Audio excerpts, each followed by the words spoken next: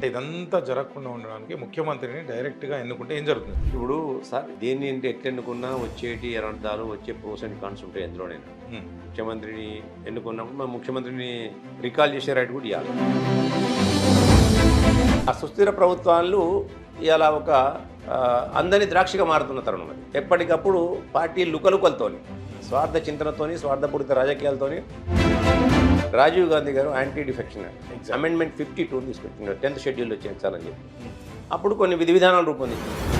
వీళ్ళందరూ విప్పు జారీ చేయడం వల్ల అంటే వాళ్ళు భయంతో అంటే పనిచేస్తున్నారు, అంటే వాళ్ళు కేవలం ఒక యంత్రాల్లాగానే పనిచేసి ఇక బాబు జారీ చేశారు కాబట్టి సంతకాలు పెట్టాలి దీనికి కాబట్టి పెడుతున్నాం అనే విమర్శ కూడా ఉంది దీనికి. అంటే అంతే చెప్పండి, ప్రోస్ ఉన్నాయి కాన్స్ ఉన్నాయి, అందుకే ముందన్నాను.